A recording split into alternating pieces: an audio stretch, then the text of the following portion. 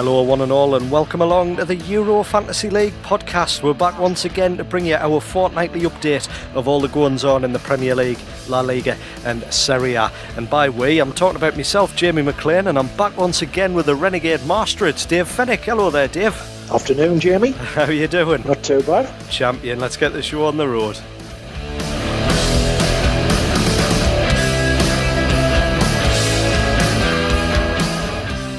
Yes, welcome along, as I say, to the EuroFantasyLeague Podcast, and we're back now with, not so much in the way of Premier League action being going on this weekend. Dave, was there?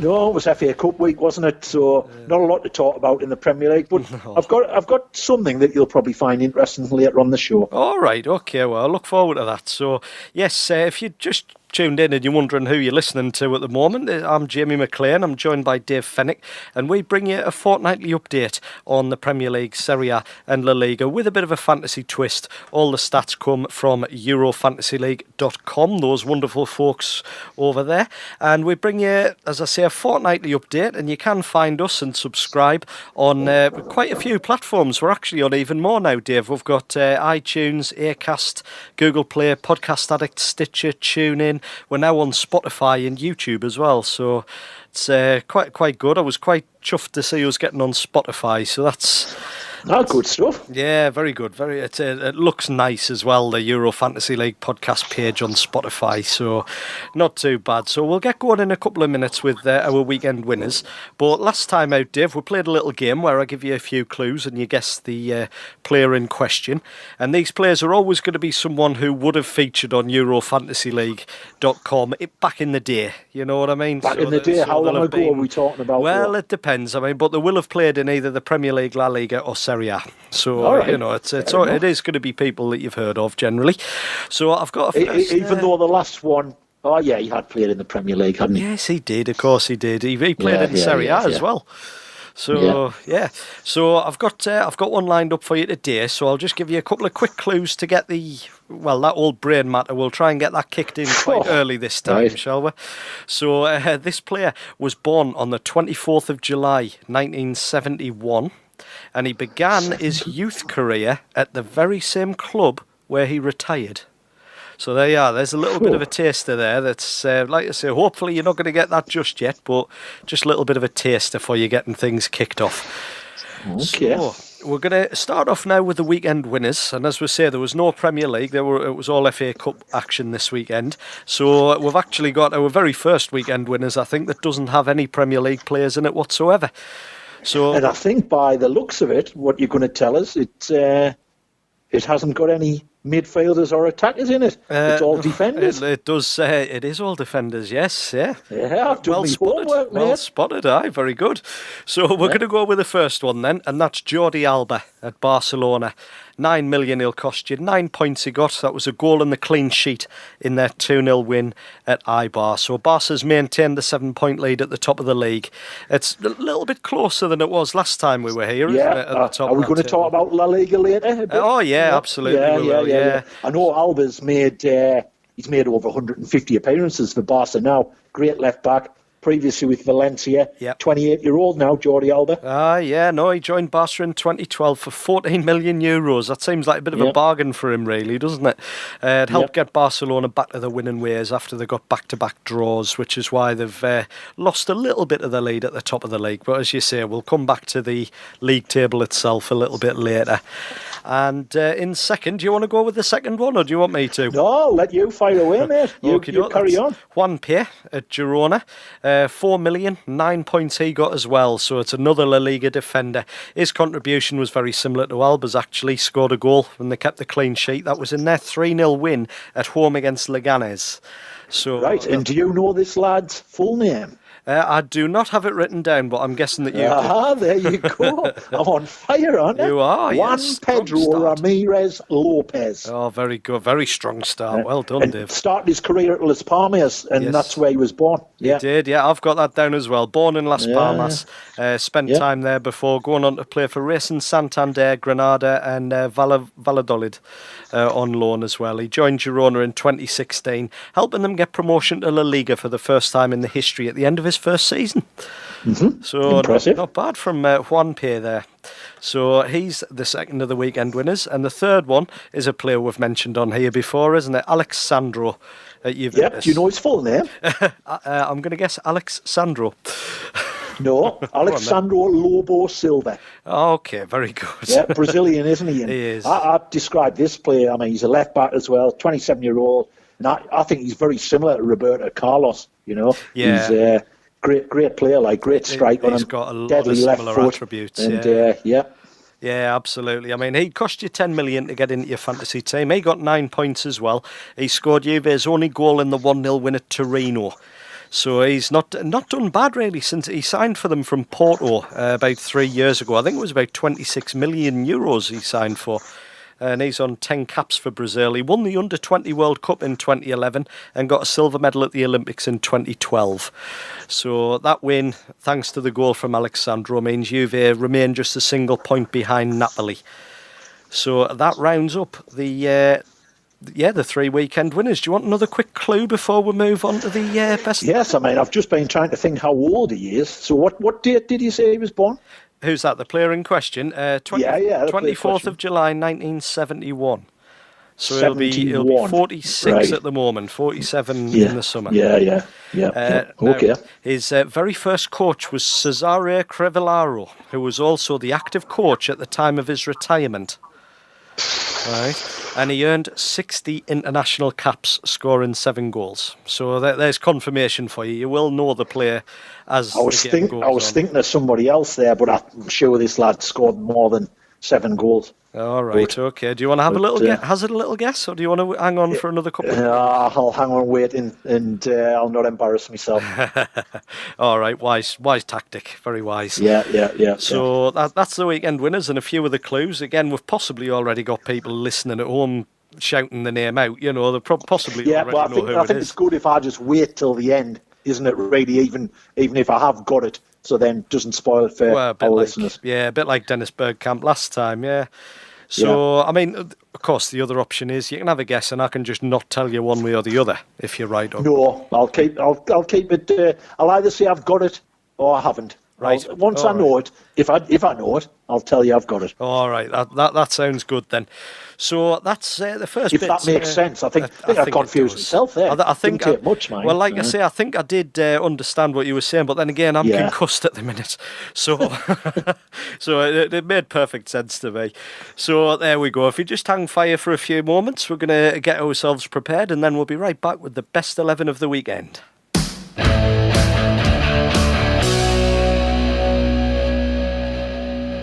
And welcome back to the Euro Fantasy League podcast, and it's time now, Dave, for the best 11 of the weekend. So again, not much in the way of Premier League football isn't here either. So that's there won't be with the FA Cup being on this weekend. That doesn't count, does it? The FA Cup Fantasy League points. No, it absolutely doesn't. So remember, you can refer to EuroFantasyLeague.com/players/team_of_month.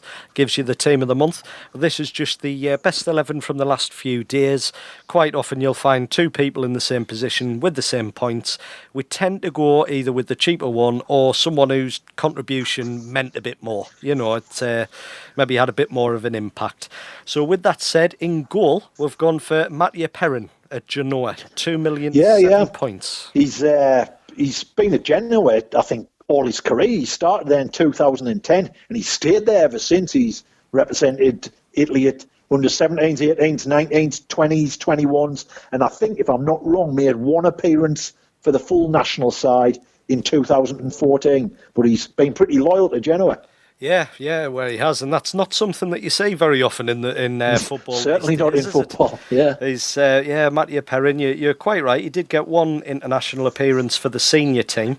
Just trying to find where it was actually. 18th of November 2014, a 1-0 win against Albania. So he kept a clean sheet as well. So he's never conceded a goal for Italy.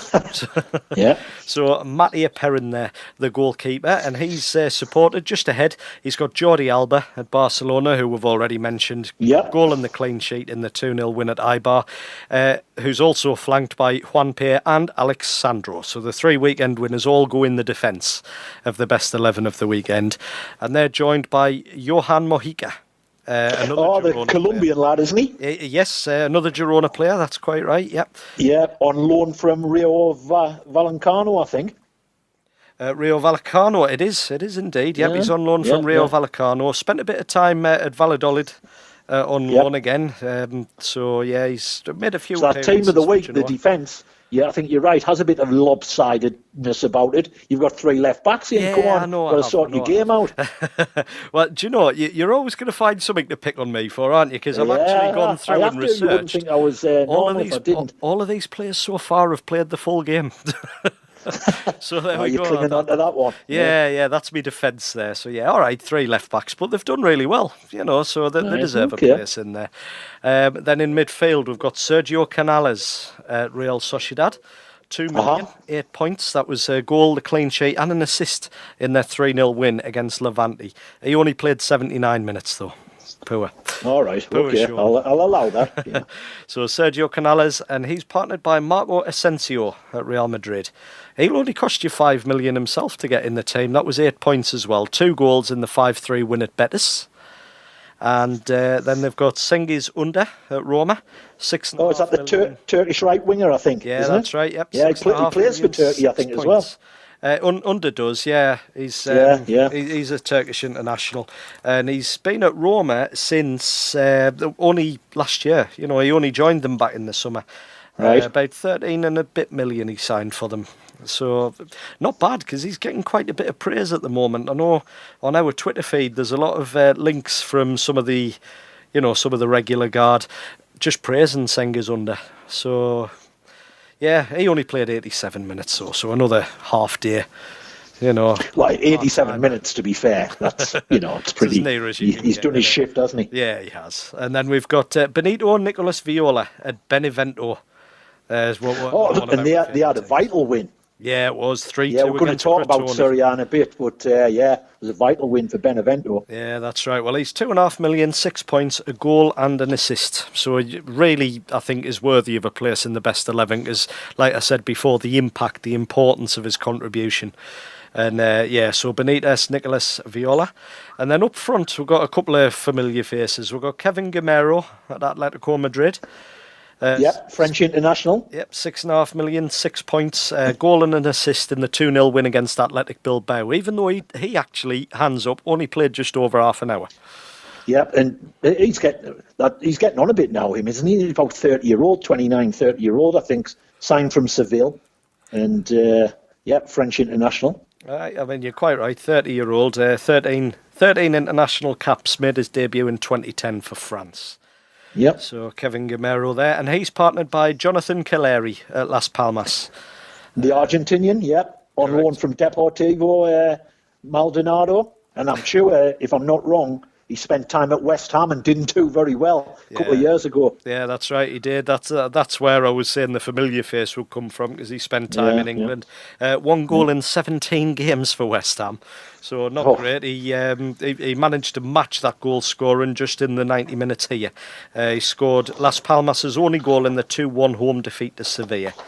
So again, all right, it led to a defeat, but Jonathan Kelleri there heading up the front line for our best 11. So congratulations if you got any of those players in your team. I should say, actually, if you prefer, rather than playing a continental-wide game and you just want to play a league-specific game, you've got fantasyseriea.com for the Serie A only game, and fantasy-liga.com for the La Liga only game. And that rounds up the best 11, Dave. So do you want another clue? Go on then. Right. I have played under managers such as Arrigo Sacchi, Roberto Mancini, and Graham Souness. And I had left my very first youth club, Tombolo, in 1984 before coming out of retirement to play one senior game for them before retiring permanently in 2008-09 season. Played under Graham Souness. Yeah. But that links back to the second clue I gave you about he began his youth career at the same club where he retired. I was trying to lead you down the garden path of thinking he was a one-club man. but he came out of retirement and came back for them. So there you go. I'm struggling, I must admit. Well, I've done better than I did with Dennis Bergkamp last time, haven't I? I don't think I'll ever get this one until you tell us his name. No, you will. The very last clue kind of gives it away. So, okay. Yeah, so there we go. So we'll be right back. We're going to do a little bit of a roundup of the leagues and have a little chat about what's been going on in the... Yeah, and my mention of the Premier League, and it's all about wages. Oh, the wages. Okay, well, if you just hang fire for a few moments, we'll come back and we'll find out what Dave's got to say about Premier League wages. So we'll be right back.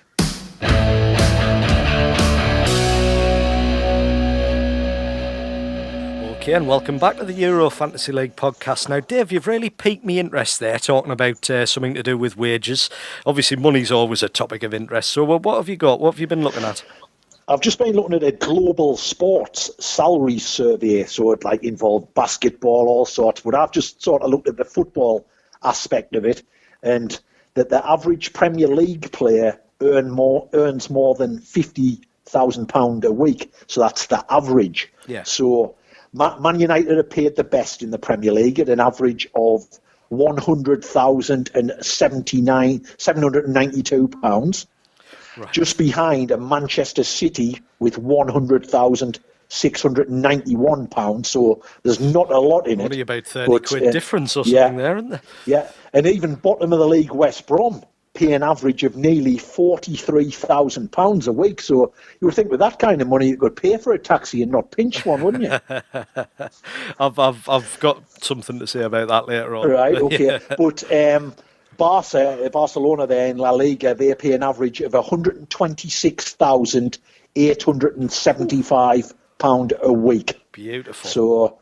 So and Real Madrid, £119,708 a week. So no, I just found it interesting that especially the average wage is more than £50,000 a week. It's it is, a fair bit of money, isn't it? I do also find it quite interesting if the average wage is around about 50 grand a week in the Premier League and West Brom are paying below that. And the bottom of the league, it's sort of a bit of a correlation there that you would have hoped definitely. Wasn't the case. And as we've mentioned earlier, there was no fixtures with the FA Cup in the Premier League, so the tables have stayed the same.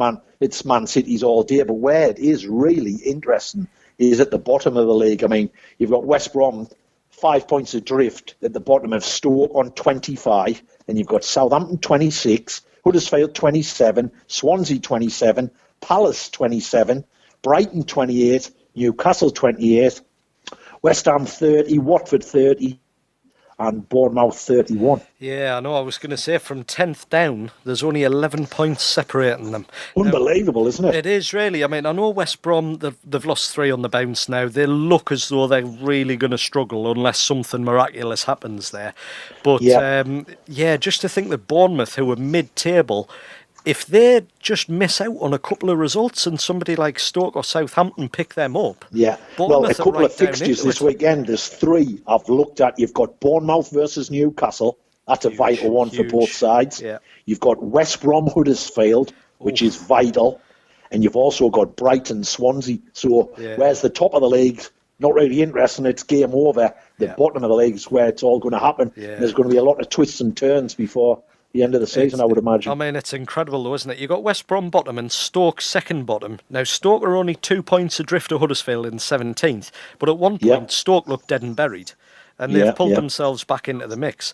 And so, while you've got West Brom and Stoke in the bottom 3, and at one point you'd have thought, well, they're both more or less gone, a Stoke probably more likely than West Brom, but they could get out of it. And you could be looking at there's loads of teams involved in it, and we'll have to see how that one pans out. But as I say, there'll be lots of twists and turns before the end of the season. Yeah, there definitely will. So the relegation scrap is where it's at. It is. It absolutely is. So we'll move on from the Premier League. We'll have a little look at Serie A. What have you got rounded up on Serie A? Serie A, I mean... Genoa, as I think there was a lad that was in one of our teams. Genoa 2-0 win over Inter Milan, and Pandev was on the score sheet again. Yeah, and Chievo beat Cagliari 2-1, and who was on the target? One of the goals, Giaccherini, former Sunderland player. All right, is he at Chievo now? Is he? Yeah, that's where he's at, plying his trade there. And the vital relegation battle was when Benevento, they're still struggling at the bottom of the league. They've given themselves a glimmer of hope by beating Crotone 3-2. Yeah, that's right. I mean, that still means they're 11 points adrift of Crotone, but that it could have been 17, so that's a good result. And how unlucky were our friends at Spal at the top, played top of the league, Napoli away from home, and only lost 1-0. Yeah, it was an early goal, I think, after 6 minutes. Yeah. But Spal hung on in there, and that's no disgrace going to Napoli, who were at top, losing 1-0.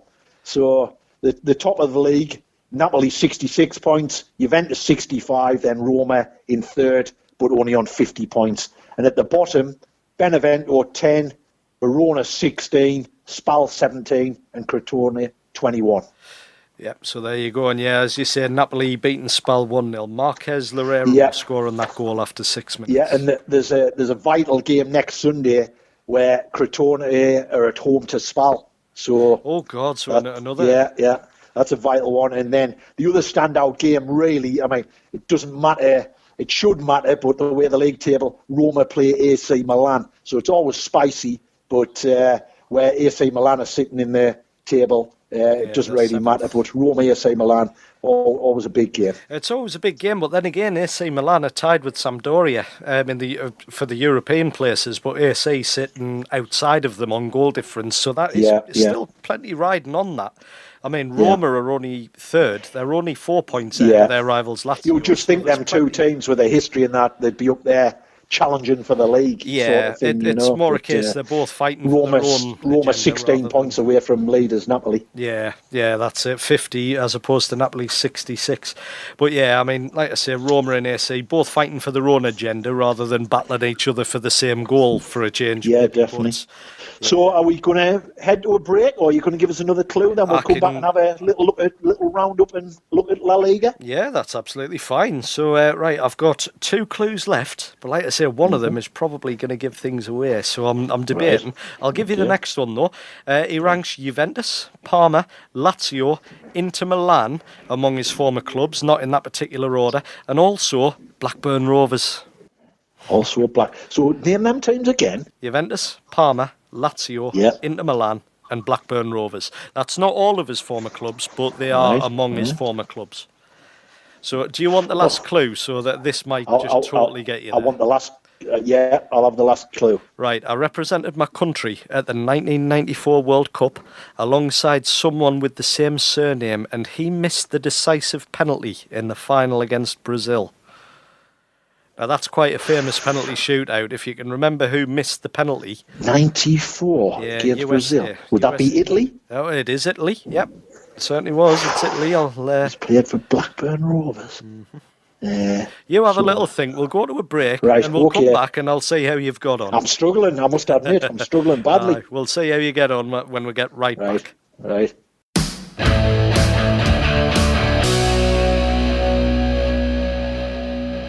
So welcome back now to the Euro Fantasy League podcast. Dave, I've given you a little bit of time now to have a think about that player. What have you come up with? I've come up with it was Roberto Baggio who missed the penalty, and that, if I'm not wrong, that was the World Cup in United States of America. That's right. Yep, 94. Say 94. And I think the clue now for the person you want me to identify is Dino Baggio, and is he his cousin or something? No, he's not. He's unrelated. Do you know, I grew up... Is he? I grew up convinced they were brothers or cousins. Just I thought they were cousins. But they're not. They're completely unrelated, apparently.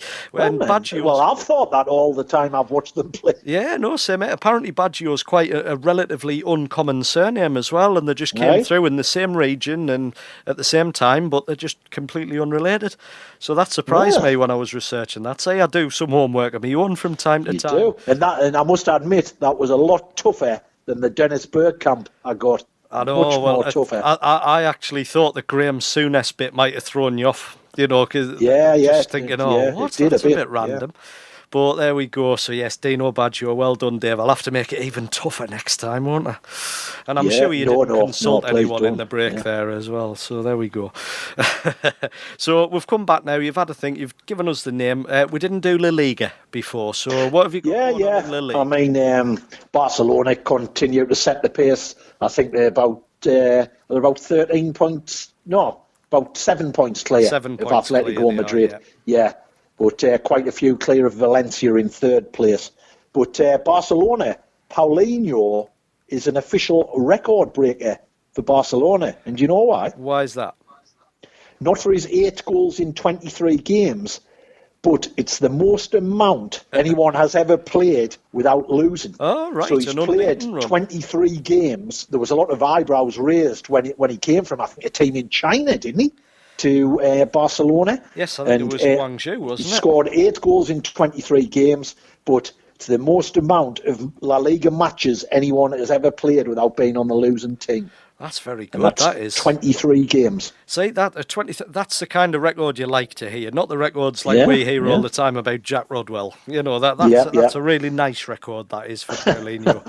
But anyway, at the bottom of the league, Malaga were so unlucky against Valencia that a man sent off. They were winning 1-0 until 10 minutes to go, and then Valencia scored a goal and got a penalty and beat Malaga 2-1. Turned them so over, didn't they? They continued to prop up the league at the bottom there. Luis Suarez scored a goal, one of the goals for Barcelona, as well as Jordi Alba, who we've mentioned earlier.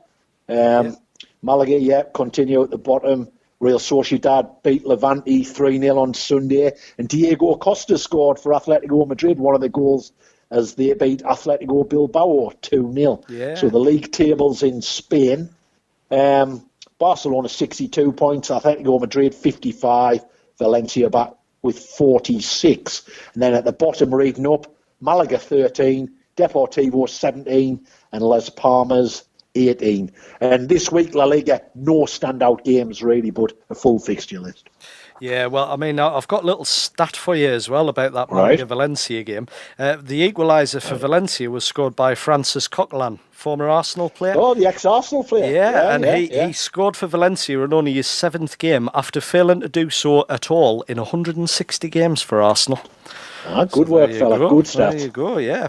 So that's a little La Liga roundup done. And is there anything you want to have a chat about in general, Dave? No, that's it. I think we're just about done. Were you on about something? I want to give some props to Kyle Walker before we finish, if that's all right. What's happened there? Well, Kyle Walker, on Valentine's Day, put out on Twitter a bit of a challenge to all his followers, asking them to basically copy and paste this. As you may or may not remember, Real Madrid were taking on Paris Saint-Germain on Valentine's Day evening. Yeah, they were. Yeah. And what Kyle Walker suggested people do is text their partner, it's a last-minute call, but I just heard we can celebrate Valentine's and see Paris tonight. Are you in? And Very good. I just wanted to give him props because some of the responses that he's retweeted were absolutely hilarious, from people instantly replying saying, yeah, that was Kyle Walker that suggested that, all the way through to people asking for divorces, you know, and it was very, very funny. I always think Zlatan Ibrahimovic, his reply to what he gets his girlfriend on Valentine's Day, I thought that was very good. What was that? Nothing. She has Zlatan. You got to love Zlatan Ibrahimovic, like, haven't you? What a legend. Yeah. So, I just, like I say, I wanted to give him a little bit of props. Just give him some credit for that, because it was very funny. As soon as the partners replied saying, yes, let's go to Paris tonight, the replied basically saying, bring the pizza and the beers, and then a picture of the lineups.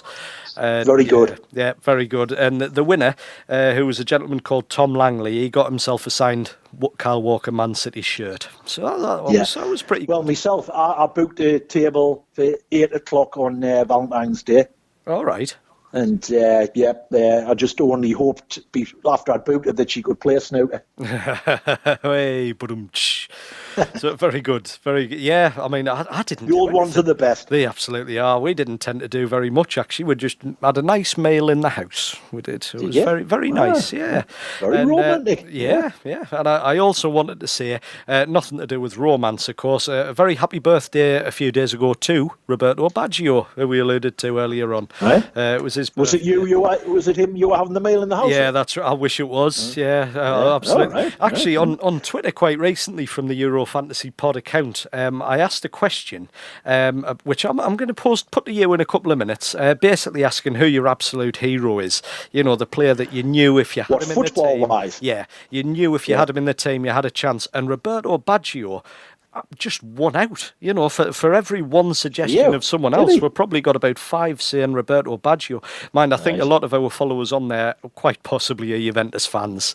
So, yeah, he seems to be quite a popular one. He's a very active philanthropist. In 2014, he played a match for peace at the Stadio Olimpico in Rome. What's a philanthropist then? Is that somebody that looks after your feet or something? It looks after that's a footanthropist. I don't even know. All right. Yeah, philanthropy is basically you working to promote the welfare of others. It's along that, looking after people, you know. Like that match for peace, he provided the assist for Juan Iturbi's goal, and then scored a goal later on himself. The assist for that one came from none other than Diego Maradona. So, you'd have loved to see that. With his hand or foot? That was with his foot, believe it or not. He does have one. He does have one. So, yeah, I'm going to quickly, before we sign off, I'm going to put that question to you. Like I say, I put that out on Twitter, asking who your absolute hero was. Mine, above all others, was Eric Cantona. Like I say, the vast majority of people who responded on there suggested Roberto Baggio. What about you, Dave? Well, mine's more closer to home. I think people guess what team I follow, and it's Kevin Phillips. Kevin Phillips, who's your hero, is he? Yeah, and I've met him a few times, and he scored 40 goals one Premiership season, and still didn't get picked for England. Yeah, I know. I remember that all very well. Yeah, got the golden boot or shoe or whatever it was called then. European golden boot. He was my footballing hero. Yeah, I think that's a worthy one. Kevin Phillips joining Eric Cantona and Roberto Baggio as the official heroes of the Euro Fantasy League podcast. So there we go. I think unless you've got any other business, Dave. No, that's fine. We'll sign off, eh? That's fantastic. So please do remember, before we sign off, play the game. That's the important thing. EuroFantasyLeague.com and all the league-specific games. Fantasy-Liga.com, FantasySerie.com and FantasyPremier.com. If you would like to get in touch with us and have a little bit of a natter with us, you can do on Twitter. We're at EuroFantasyPod, or individually, I'm at JamClean1984. Dave's at Davey Fennick. You can email us as well, eurofantasypod@gmail.com. We're on Apple Podcasts, Acast, Stitcher, TuneIn, Podcast Addict, Google Play Music, Spotify, YouTube, all the usual platforms. And I would also like to recommend that you check out Nicholas Carroll's previews on eurofantasyleague.com as well. He's absolutely fantastic, really good videos that he puts out there. And he's someone that we've been hoping would be able to get on this podcast at the moment, but just what with everyone's schedules at the moment, we haven't quite made it work yet, but we will plan on getting him on because he knows his stuff, Dave, let me tell you. So so we look forward to that. Please do remember to rate and review us when you find us on your chosen podcast software as well. The more ratings and reviews, the more listeners, the more interaction we can get on here. So that would be absolutely wonderful. And other than that, I would just like to say thank you very much for listening, and thank you for joining me once again, Dave. See you later, Jamie. Yeah, I'll see you later. You take care. We'll be back in a couple of weeks.